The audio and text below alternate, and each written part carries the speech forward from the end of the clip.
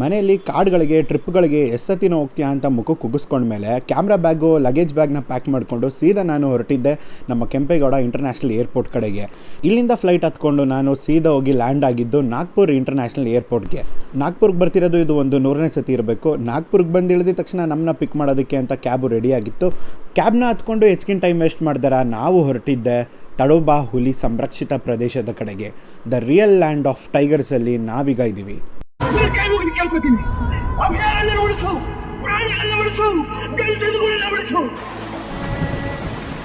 ನಮಸ್ಕಾರ wildlife ಕನ್ನಡಿಗರೇ, welcome back to my new video. Thumbnail ಮತ್ತು ಟೈಟಲ್ ನೋಡಿ ನಿಮ್ಮೆಲ್ಲರಿಗೂ ಗೊತ್ತಾಗಿರುತ್ತೆ. ನಾನಿವತ್ತು ನಿಮ್ಮೆಲ್ಲರೂ ಮಹಾರಾಷ್ಟ್ರದಲ್ಲಿ ಇರುವಂಥ ತಡೋಬಾ ಟೈಗರ್ ರಿಸರ್ವ್ಗೆ ಕರ್ಕೊಂಬಂದಿದ್ದೀನಿ. ಆ್ಯಂಡ್ ನಾನಿಲ್ಲಿ 6 ಸಫಾರಿಗಳನ್ನ ಮಾಡ್ತಾಯಿರ್ತೀನಿ. ನಾನು ನಿಮಗೆ ಈ ಕಾರ್ಡನ್ನ ತೋರಿಸೋದಕ್ಕೆ ಸಿಕ್ಕಾಪಟ್ಟೆ ಎಕ್ಸೈಟೆಡ್ ಆಗಿದ್ದೀನಿ. ಆ್ಯಂಡ್ ವಿಡಿಯೋ ಬಂದು 3 ಭಾಗದಲ್ಲಿ ಬರುತ್ತೆ. ನಾನಂತೂ ಯೂಟ್ಯೂಬಲ್ಲಿ ವೀಡಿಯೋ ಅಪ್ಲೋಡ್ ಮಾಡಿ 2-3 ತಿಂಗಳಾಗಿ ಹೋಗಿತ್ತು. ಕಾಲೇಜಲ್ಲಿ ಪ್ರಾಜೆಕ್ಟ್ ವರ್ಕು ಅದು ಇದು ಅಂತ ತುಂಬಾ ತಲೆ ತಿಂತಿದ್ರು. ಸೊ ಸಿಕ್ಕಾಪಟ್ಟೆ ಬ್ಯುಸಿಯಾಗಿ ಹೋಗಿದ್ದೆ. ಸೊ ಇರಲಿ, ನಾನೀಗ ತಡೋಬಾಗೆ ಬಂದಿದ ತಕ್ಷಣ ನಮ್ಮ ರೆಸಾರ್ಟ್ ಕ್ಯಾಂಪ್ ಸರೈಯಲ್ಲಿ ಚೆಕ್ ಇನ್ ಆಗಿದ್ದೀನಿ. ಸೊ ಇಲ್ಲಿ ಫ್ರೆಶ್ ಅಪ್ ಆಗಿಬಿಟ್ಟು ಇಲ್ಲಿಂದ ಮಧ್ಯಾಹ್ನದ ಸಫಾರಿಗೆ ಬೇಗ ಹೊರಡಬೇಕಾಗುತ್ತೆ. ತಡೋಬಾಲಿ ಸಫಾರಿ ಮಾಡೋದಕ್ಕೆ ಸುಮಾರು 20 ಗೇಟ್ಸ್ಗಳಿದ್ದಾವೆ. ಅದರಲ್ಲಿ ನಾವಿವತ್ತು ಹೋಗ್ತಾ ಇರೋದು ಬಂದ್ಬಿಟ್ಟು ಮೊಹರ್ಲಿ ಕೋರ್ ಗೇಟ್ ಅಂತ.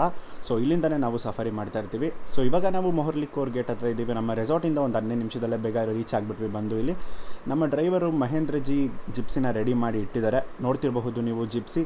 ಸೊ ಈ ಥರ ಒಂದು ಜಿಪ್ಸಿಲಿ ನಾವೀಗ ಸಫಾರಿಗೆ ಹೊರಡ್ತಾ ಇರೋದು. ಸಫಾರಿ ಶುರು ಆಯಿತು. ಆ್ಯಂಡ್ ನಾನು ನನ್ನ ಹಳೆ ಕ್ಯಾಮ್ರಾ D7500 ಮತ್ತು ಕಿಟ್ಲೆನ್ಸಲ್ಲಿ ವೀಡಿಯೋ ತೆಗಿತಾ ಇರೋದು. ಯಾಕೆ ಅಂತ ಹೇಳಿದ್ರೆ ಮೊಬೈಲ್ ಫೋನ್ಸು ಸಫಾರಿ ಒಳಗಡೆ ಅಲೋ ಇಲ್ಲ. ಸೊ ಕ್ಯಾಮ್ರಾ ಶೇಕ್ಸು ಸ್ವಲ್ಪ ಇರುತ್ತೆ, ಅಡ್ಜಸ್ಟ್ ಮಾಡ್ಕೊಳ್ಳಿ.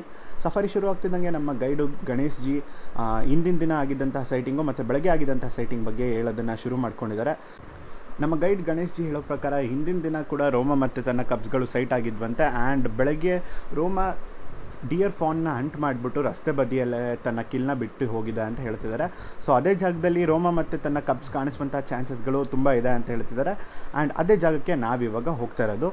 ವಿಡಿಯೋದಲ್ಲಿ ನೋಡ್ತಿರ್ಬೋದು ನೀವು, ನಾವು ಮೇನ್ ರೋಡ್ ಮೇಲೆ ಟ್ರಾವೆಲ್ ಮಾಡ್ತಿರೋ ಥರ ಕಾಣಿಸುತ್ತೆ. ಈ ಒಂದು ರೋಡು ಮುಂಚೆ ಪಬ್ಲಿಕ್ಗೆ ಆ್ಯಕ್ಸಸ್ ಇತ್ತು. And then Tadoba tiger reserve ಒಳಗಡೆಯಿಂದ ಕಟ್ ಆಗುತ್ತೆ ಈ ಒಂದು ರೋಡು.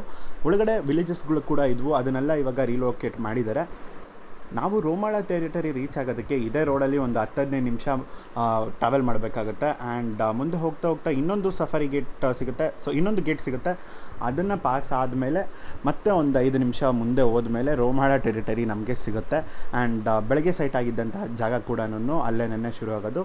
ಸೊ ರೋಮಾ ಬಂದು ಈ ಒಂದು ರೋಡು ಮತ್ತು ಸ್ವಲ್ಪ ಟೂರಿಸಮ್ ಝೋನ್ ಮತ್ತು ಇನ್ನು ನಾನ್ ಟೂರಿಸಮ್ ಝೋನಲ್ಲಿ ಅವಳ ಟೆರಿಟರಿ ಇದೆ. ಹಾಗೆ ಮುಂದೆ ಹೋಗ್ತಾ ಹೋಗ್ತಾ ನಿಂತಿರುವಂಥ ಸಫಾರಿ ಗಾಡಿಗಳನ್ನ ನೋಡಿದ್ವಿ. ರೋಡ್ ಮೇಲೆ ಏನೋ ಮಲ್ಕೊಂಡಿದೆಯಲ್ಲ ಅಂತ ನೋಡಿದ್ರೆ ಟೈಗರ್ ಕಬ್ಬು. ಸೊ ರೋಮಾಳ ಸಬ್ಬಡಲ್ಲಿ ಟೈಗರ್ ಕಬ್ಬು ರೋಡ್ ಮೇಲೆ ಆರಾಮಾಗಿ ಮಲ್ಕೊಂಡಿದ್ದಾಳೆ. ಸೊ ನೀವು ನೋಡ್ತಿರಬಹುದು. ಸೊ ಬೆಳಗ್ಗೆ ಕೂಡ ಇದೇ ಏರಿಯಲ್ಲಿ ಅಕ್ಕಪಕ್ಕ ಸೈಟ್ ಆಗಿದ್ದಂತೆ. ಆ್ಯಂಡ್ ಕಿಲ್ಲು ಇಲ್ಲೇ ಎಲ್ಲೂ ಒಳಗಡೆ ಇರಬೇಕು ಅಂತ ನಮ್ಮ ಗೈಡು ಹೇಳ್ತಾ ಇದ್ದಾರೆ.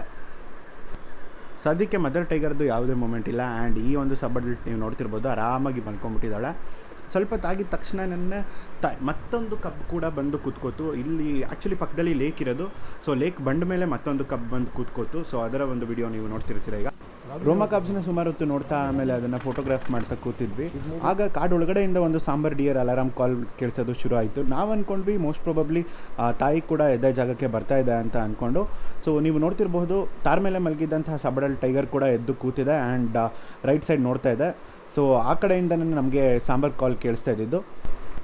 ಬಟ್ ಮುಂದೆ ನಡೆದಿದ್ದಂತೂ ನಮಗೆ ಟೋಟಲಿ ಅನ್ಎಕ್ಸ್ಪೆಕ್ಟೆಡ್ ಥಿಂಗು. ಯಾಕೆ ಅಂತ ಹೇಳಿದ್ರೆ ಒಳಗಡೆಯಿಂದ ಮದರ್ ಬರುತ್ತೆ ಅಂತ ನಾವು ಯೋಚನೆ ಮಾಡ್ತಾಯಿದ್ವಿ. ಬಟ್ ಒಳಗಡೆಯಿಂದ ಬಂದಿದ್ದು ಯುವರಾಜ್ ಮೇಲ್ ಅಂತ ಹೇಳಿ. ಆ್ಯಂಡ್ ಅದೇ ಒಂದು ಮೇಲ್ ಟೈಗರ್ ಈ ಕಬ್ಸ್ಗಳ ಫಾದರ್ ಕೂಡ. ರೋಮಾ ಡಿಯರ್ ಫಾರ್ನ ಕಿಲ್ ಮಾಡಿದ್ದಾಳೆ ಅಂತ ಹೇಳಿದ್ನಲ್ಲ, ಅದನ್ನು ಸ್ಮೆಲ್ ಮಾಡ್ಕೊಂಡೇ ಈ ಒಂದು ಯುವರಾಜ್ ಮೇಲ್ ಟೈಗರ್ ಇಲ್ಲಿ ತನಕ ಹುಡ್ಕೊಂಡು ಬಂದಿರೋದು. ತಾಯಿಯೊಟ್ಟಿಗೆ ತನ್ನ ಕಬ್ಸ್ನ ನೋಡೋದು ಸಾಮಾನ್ಯವಾಗಿ ಸಿಗುವಂಥ ಒಂದು ಸೈಟಿಂಗು. ಆದರೆ ತಂದೆಯ ಜೊತೆ ಕಬ್ಸ್ನ ನೋಡೋದಿದೆಯಲ್ಲ, ಸಿಕ್ಕಾಪಟ್ಟೆ ಅಂದರೆ ಸಿಕ್ಕಾಪಟ್ಟೆ ರೇರು. ಆ್ಯಂಡ್ ಈ ಒಂದು ಸಫಾರಿಯಲ್ಲಿ ನಮಗೆ ಆ ಒಂದು ಲಕ್ ಸಿಕ್ತು ಅಂತ ಹೇಳ್ಬೋದು. ಬುಷಲ್ಲಿರುವಂಥ ಕಿಲ್ ಕಡೆಗೆ ಫಾದರ್ ಜೊತೆ ಕಬ್ಸ್ಗಳು ಒಳಗಡೆ ಹೋಗ್ಬಿಟ್ಟು. ಸೊ ನಮಗೆ ಅಲ್ಲಿ ನನ್ನ ಕೆಲಸ ಅಂತ ಹೇಳಿ ನಾವು ಸಫಾರಿನ ಕಂಟಿನ್ಯೂ ಮಾಡೋದು ಶುರು ಮಾಡ್ಕೊಂಡ್ವಿ. ಒಳ್ಳೆ ಸೈಟಿಂಗ್ ಆದ ನಂತರ ಸಫಾರಿಲಿ ಆಲ್ರೆಡಿ 3 ಟೈಗರ್ಗಳನ್ನ ನೋಡಿಬಿಟ್ಟು ದಿಲ್ ಖುಷಿಯಾಗಿರೋ ನಮಗೆ ಸಫಾರಿಯಲ್ಲಿ ಮುಂದೆ ಏನೇ ಸಿಕ್ಕಿದ್ರೂ ಪಾಲಕ್ಕೆ ಬಂದಿದ್ದು ಪಂಚಾಮೃತ ಅನ್ನೋ ಥರ ನಾವು ಯೋಚನೆ ಮಾಡಿಕೊಂಡು ಹೊರಡ್ತಾ ಇದ್ದೀವಿ. ಫಸ್ಟ್ ಡೇ ಫಸ್ಟ್ ಸಫಾರಿಲೇನೇ ಬಂಪರ್ ಸೈಟಿಂಗ್ಸು. ಸೊ ಇನ್ನೂ ಉಳಿದಂಥ 5 ಸಫಾರಿಗಳಲ್ಲಿ ಅಥವಾ ಈ ಸಫಾರಿಯಲ್ಲಿ ಮುಂದೆ ಏನು ಸಿಗುತ್ತೋ ಅನ್ನೋದ್ರ ಬಗ್ಗೆ ಯೋಚನೆನೇ ಇಲ್ಲ. ಬಟ್ ಹೇಗಿದ್ರೂ ಸಫಾರಿ ಮುಗಿಯೋದಕ್ಕೆ ಇನ್ನೂ 3-3.5 ಅವರ್ ಬಾಕಿ ಇದೆಯಲ್ಲ, ಸೊ ಸುತ್ತಲೇಬೇಕು ಅಂತ ಹೇಳಿ ಬೇರೆ ಏನಾದರೂ ಮೂಮೆಂಟ್ಸ್ ಇದೆಯಾ ಅಂತ ಹೇಳಿ ಹುಡ್ಕೋದಕ್ಕೆ ಶುರು ಮಾಡ್ಕೊಂಡ್ವಿ. ಆ್ಯಂಡ್ ತಾರ್ ರೋಡ್ನ ಬಿಟ್ಬಿಟ್ಟು ಸಫಾರಿ ಟ್ರ್ಯಾಕ್ಸ್ಗಳಿಗೆ ಎಂಟ್ರ್ ಆಗ್ತಿದ್ದಂಗೆ ನಮಗೆ ಮತ್ತೆ ಸಫಾರಿ ಜೀಪ್ಗಳು ಲೈಂಡ್ ಅಪ್ ಆಗಿರೋದು ಕಾಣಿಸ್ತು. ಏನಪ್ಪ ಅಂತ ನಾವು ನೋಡಿದ್ರೆ ಮತ್ತೆ ಅಲ್ಲಿ ಇನ್ನೊಂದು ಟೈಗರು. ಈ ಒಂದು ಟೈಗರ್ದು ಫೋಟೋಸ್ ಏನು ತೆಗೆದಿದ್ದೀನಿ ಅದನ್ನು ನಾನೀಗ ಡಿಸ್ಪ್ಲೇಲಿ ಹಾಕ್ತಾ ಇರ್ತೀನಿ, ನೀವು ನೋಡ್ತಿರಬಹುದು. ಸೊ ಈ ವಿಡಿಯೋದಲ್ಲಿ ಕ್ಲಿಯರಾಗಿ ಕಾಣಿಸ್ತಿಲ್ಲ ಟೈಗರ್ ಎಲ್ಲಿದೆ ಅಂತ ಹೇಳಿ.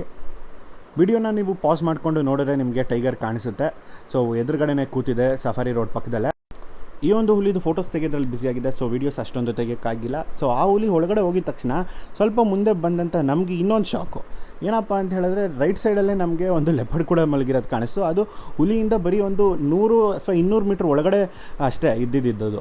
ಸೊ ಮುಂದೆ ಬಂದಿದ ತಕ್ಷಣ ನಮಗೆ ರೈಟ್ ಸೈಡಲ್ಲಿ ಒಂದು ಚಿರತೆ ಕಾಣಿಸ್ತು, ನೀವು ನೋಡ್ತಿರ್ಬೋದು ಚಿರತೆ. ಅಷ್ಟತ್ರ ಹುಲಿ ಇದೆ ಅಂತ ಗೊತ್ತಿಲ್ಲದಂಗೆ ಆರಾಮಾಗಿ ಈ ಒಂದು ಚಿರತೆ ಮಲ್ಕೊಂಡಿತ್ತು. ನಾವು ಹೋಗಿದ ತಕ್ಷಣ ಸೌಂಡ್ ಆಯಿತು ಅಂತ ಮಾತ್ರ ಎದ್ದಿದ್ದು. ಸೊ ಆವಾಗಲೇ ನಮಗೆ ಗೊತ್ತಾಗಿದ್ದು ಚಿರತೆ ಇರುವಂಥದ್ದು. ಇಲ್ಲಾಂದರೆ ನಮಗಂತೂ ಗೊತ್ತಾಗ್ತಿರಲಿಲ್ಲ ಅಲ್ಲಿ ಚಿರತೆ ಇದೆ ಅಂತ, ಯಾಕಂದರೆ ಅಷ್ಟು ಚೆನ್ನಾಗಿ ಕ್ಯಾಮುಫ್ಲೇಜ್ ಆಗಿತ್ತು. ನಾನು ಲೆಪರ್ಡ್ಸ್ಗಳನ್ನ ಸುಮಾರು ಡಿಫ್ರೆಂಟ್ ಹ್ಯಾಬಿಟ್ಯಾಟ್ಸ್ಗಳಲ್ಲಿ ನೋಡಿದ್ದೀನಿ, ಆದರೆ ಬ್ಯಾಂಬೂ ಹ್ಯಾಬಿಟ್ಯಾಟಲ್ಲಿ ನೋಡೋದು, ಬ್ಯಾಂಬೂ ಫಾರೆಸ್ಟ್ ಹ್ಯಾಬಿಟ್ಯಾಟಲ್ಲಿ ನೋಡೋದು ನನಗೆ ಸಿಕ್ಕಾಪಟ್ಟೆ ಒಂದು ಆಸೆ ಇತ್ತು. ಸೊ ಅದು ತಡೋಬಾಯಿಂದನೇ ಸಾಧ್ಯ ಆಗೋದು ಅಂತ ಕೂಡ ಗೊತ್ತಿತ್ತು, ಬಟ್ ಇಷ್ಟು ಬೇಗ ಸಾಧ್ಯ ಆಗುತ್ತೆ ಅಂತ ನಾನಂತೂ ಅಂದ್ಕೊಂಡಿರಲಿಲ್ಲ. ಸಫಾರಿ ಶುರುವಾಗಿ ಬರೀ 1.5 ಅವರಲ್ಲೇ ಆಲ್ರೆಡಿ 5 ಬಿಗ್ ಕ್ಯಾಟ್ ಸೈಟಿಂಗ್ಸ್ಗಳು. ಯಪ್ಪ, ಒಳ್ಳೆ ಲಾಟ್ರಿ ಸಫಾರಿ ಅಂತಲೇ ಹೇಳ್ಬೋದು ಇದಂತೂ. ಇಷ್ಟೆಲ್ಲ ಒಳ್ಳೆ ಸೈಟಿಂಗ್ ಸಿಕ್ಕಿರೋ ನಮಗೆ ಇನ್ನೇನಪ್ಪ ಬೇಕು ಅಂತ ಹೇಳಿದ್ರೆ ಕಾಡನ್ನ ಎಂಜಾಯ್ ಮಾಡಿಕೊಂಡು ಸುತ್ತಾಡ್ತಾಯಿದ್ವಿ ಅಷ್ಟೇ ನಾವು. ಸೊ ಇನ್ನೂ ಜಾಸ್ತಿ ಸೈಟಿಂಗ್ಸ್ಗೆ ಕೇಳಿದ್ರೆ ಅದು ಅತಿ ಆಸೆ ಆಗುತ್ತೆ.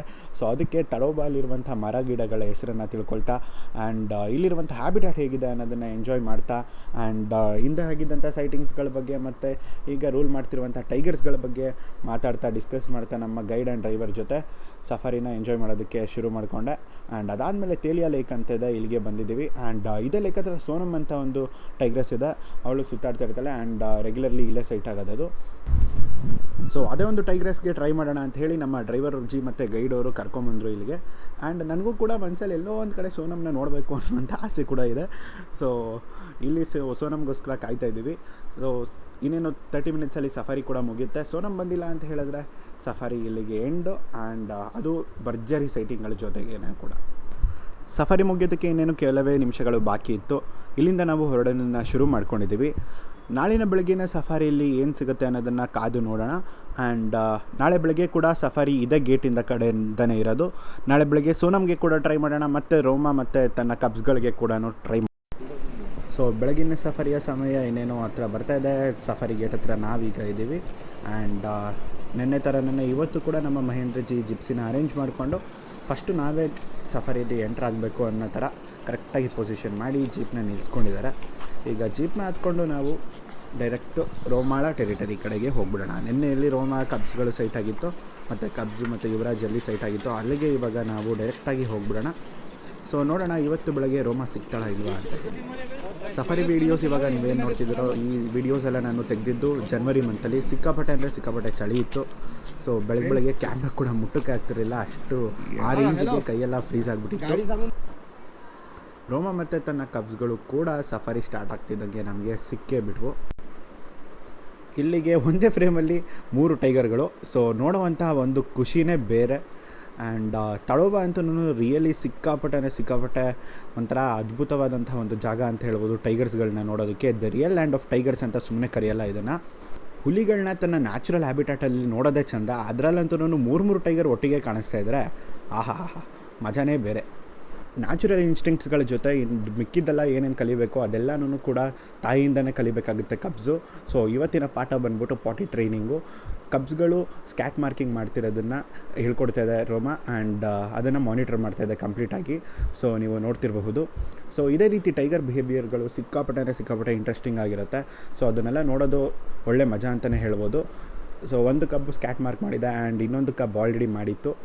ಸೊ ಅದನ್ನು ರೋಮಾ ಕೂತ್ಕೊಂಡು ಮಾನಿಟರ್ ಮಾಡ್ತಾಯಿತ್ತು. ಅದನ್ನೆಲ್ಲ ನಾವು ಫೋಟೋಗ್ರಾಫ್ ಮಾಡೋದು ಒಳ್ಳೆ ಮಜಾ ಇತ್ತು. ರೋಮಾ ಮತ್ತು ಕಬ್ಸ್ಗಳು ಬುಷ್ ಒಳಗಡೆ ಹೋಗಿದ ತಕ್ಷಣ ನಾವು ಸಫಾರಿನ ಕಂಟಿನ್ಯೂ ಮಾಡಿದ್ವಿ. ಆ್ಯಂಡ್ ಬೆಳಗ್ಗೆ ಏನಾದರೂ ಬೇರೆ ಕಡೆ ಮೂಮೆಂಟ್ಸ್ ಇರ್ಬೋದಾ ಅಂತ ಹೇಳಿ ಹುಡ್ಕೋದನ್ನು ಶುರು ಮಾಡ್ಕೊಂಡಿದ್ದಾರೆ ನಮ್ಮ ಗೈಡ್ ಸರು ಮತ್ತು ಡ್ರೈವರ್ ಸರು. ನೋಡೋಣ ಮತ್ತೆ ಇನ್ಯಾವುದಾದ್ರೂ ಸೈಟಿಂಗ್ಸ್ಗಳು ಸಿಗುತ್ತಾ ಅಂತ. ಆ್ಯಕ್ಚುಲಿ ನಾವಿವಾಗ ಇರೋದು ಬಂದ್ಬಿಟ್ಟು ಸೋನಮ್ ಟೈಗರ್ಸ್ ಟೆರಿಟರಿಲಿ. ಅವಳ ಒಂದು ಮೂಮೆಂಟ್ ಇದೆಯಾ ಅಂತಲೇ ಚೆಕ್ ಮಾಡ್ತಾ ಇರೋದು. ಬಟ್ ಹಾಗೆ ಚೆಕ್ ಮಾಡ್ತಾ ನಮಗೆ ಎದುರಾಳಿಗೆ ಪ್ಯಾಕ್ ಆಫ್ 9 ವೈಲ್ಡ್ ಡಾಗ್ಸ್ಗಳು ಸಿಕ್ಕಿದ್ವು. ಸೊ ಅದರಲ್ಲಿ 2 ವೈಲ್ಡ್ ಡಾಗ್ಸ್ಗಳು ರಸ್ತೆ ಬದಿಯಲ್ಲಿ ಕೂತಿದ್ವು ಆ್ಯಂಡ್ ಇನ್ನೊಂದು ರಸ್ತೆ ಮೇಲೆ ಕೂತಿತ್ತು. ಸೊ ಅದರ ಒಂದು ವಿಡಿಯೋನ ನಾನೀಗ ತೆಗಿತಾ ಇದ್ದೀನಿ, ನೀವು ನೋಡ್ತಿರಬಹುದು. ಸೊ ಹೀಗೆ ನಾವು ಕೆನ್ನೈಯ ಸೈಟಿಂಗ್ಸ್ನ ಎಂಜಾಯ್ ಮಾಡಿಕೊಂಡು ಕೂತಿದ್ದೀವಿ. ಆ್ಯಂಡ್ ಕೆನ್ನೈಗಳು ಅಂದರೆ ವೈಲ್ಡ್ ಡಾಗ್ಸ್ಗಳೇನಿದ್ದಾವೆ, ಇದು ತಡೋಬಾ ಹುಲಿ ಸಂರಕ್ಷಿತ ಪ್ರದೇಶದಲ್ಲಿ ಲಾರ್ಜ್ 3 ಪ್ರೆಡೇಟರ್ಸ್ ಏನಿದಾವೋ ಅದರಲ್ಲಿ ಒಂದು. ಮೊದಲನೇದು ಬಂದು ಹುಲಿಗಳು, ಆಮೇಲೆ ಚಿರತೆಗಳು, ಅದಾದ ನಂತರ ಬರುವುದೇ ಈ ವೈಲ್ಡ್ ಡಾಗ್ಸ್ಗಳು. ಆ್ಯಂಡ್ ಸುಮಾರು ಕಾಡುಗಳಲ್ಲಿ ಕೂಡ ಅಂದರೆ ಭಾರತದಲ್ಲಿ ಇರುವಂಥ ಸುಮಾರು ಕಾಡುಗಳಲ್ಲಿ ಕೂಡ ಇದೇ ಸಿನಾರಿಯೋ ಇರೋದು. ಸೊ ಲಾರ್ಜ್ ಪ್ರೆಡೇಟರ್ಸ್ಗಳಲ್ಲಿ ಇವು ಕೂಡ ಆ್ಯಡ್ ಆಗುತ್ತೆ. ಆದರೆ ಕೆನ್ನೈಗಳು ಹುಲಿ ಮತ್ತು ಚಿರತೆಗಳ ಥರ ಸಾಲಿಟರಿ ಅನಿಮಲ್ ಅಲ್ಲ, ಯಾವಾಗಲೂ ಕೂಡ ತನ್ನ ಗುಂಪಿನೊಟ್ಟಿಗೆ ಅಂದರೆ ಪ್ಯಾಕ್ ಜೊತೆನೇ ಇರುತ್ತೆ. ಸೊ ಈ ಕೆನ್ನೈಗಳನ್ನ ನೋಡಿಕೊಂಡು ನಾವು ಮತ್ತೆ ಸಫಾರಿನ ಕಂಟಿನ್ಯೂ ಮಾಡೋದು ಶುರು ಮಾಡಿದ್ವಿ. ಸೋನಮ್ ಮೂಮೆಂಟ್ ಏನಾದರೂ ಇದೆಯಾ ಅಂತ ಹೇಳಿ ಚೆಕ್ ಮಾಡೋದಕ್ಕೆ ತೇಲಿಯಲೇಕ್ ಹತ್ರ ಬಂದಿದ್ದೀವಿ. ಬಟ್ ಇಲ್ಲಿ ಕೂಡ ಯಾವುದೇ ರೀತಿಯಾದಂತಹ ಮೂಮೆಂಟ್ಸ್ಗಳು ಇರಲಿಲ್ಲ. ಆ್ಯಂಡ್ ಸಫಾರಿಲಿ ಮುಂದುವರಿತಾ ನಮಗೆ ಇನ್ಯಾವುದೇ ರೀತಿಯಾದಂತಹ ಬಿಗ್ ಕ್ಯಾಟ್ಸ್ಗಳ ಮೂಮೆಂಟ್ ಕೂಡ ಇರಲಿಲ್ಲ. ರೆಸಾರ್ಟ್ಗೆ ಹೋಗಿ ಈಗ ನಾವು ಬ್ರೇಕ್ಫಾಸ್ಟ್ನ ಮಾಡಿಕೊಂಡು ಅದಾದ ನಂತರ ಮತ್ತೆ ಸ್ವಲ್ಪ ರೆಸ್ಟ್ ಮಾಡಿ ಲಂಚ್ ಮಾಡಿಕೊಂಡು ಮಧ್ಯಾಹ್ನದ ಸಫಾರಿಗೆ ಗೇರ್ ಅಪ್ ಆಗಬೇಕಾಗತ್ತೆ. ಮಧ್ಯಾಹ್ನದ ಸಫಾರಿ ಎಲ್ಲಿ ಮಾಡ್ತೀವಿ ಮತ್ತು ಇನ್ನೂ ಉಳಿದ 4 ಸಫಾರಿಗಳು ಎಲ್ಲಿ ಮಾಡ್ತೀವಿ ಆ್ಯಂಡ್ ಆ ಸಫಾರಿಗಳಲ್ಲಿ ನಮಗೆ ಯಾವ ಸೈಟಿಂಗ್ಸ್ಗಳು ಸಿಕ್ತು ಅಂತ ಮುಂದಿನ ವೀಡಿಯೋಸ್ಗಳಲ್ಲಿ ನಾನು ನಿಮಗೆ ತಿಳಿಸ್ಕೊಡ್ತೀನಿ. ಸೊ ಈ ವಿಡಿಯೋನ ಇಲ್ಲಿಗೆ ಮುಕ್ತಾಯ ಮಾಡೋಣ. This is wild life Kannadiga Rohan Muthuraj signing off from the video. ನಿಮಗೇನಾದರೂ ಈ ವಿಡಿಯೋ ಇಷ್ಟ ಆಗಿತ್ತು ಅಂತ ಹೇಳಿದ್ರೆ ಈ ವಿಡಿಯೋನ ಲೈಕ್ ಮಾಡಿ ಆ್ಯಂಡ್ ಇನ್ನೂ ಇದೇ ರೀತಿಯಾದಂಥ ವೈಲ್ಡ್ ಲೈಫ್ ರಿಲೇಟೆಡ್ ಕಂಟೆಂಟ್ಸ್ಗಳಿಗೆ ನನ್ನ ಚಾನಲ್ನ ಸಬ್ಸ್ಕ್ರೈಬ್ ಮಾಡಿ ಅಂತ ಕೇಳ್ತಾ, this is Rohan Muthuraj wild life Kannadiga signing off. Bye.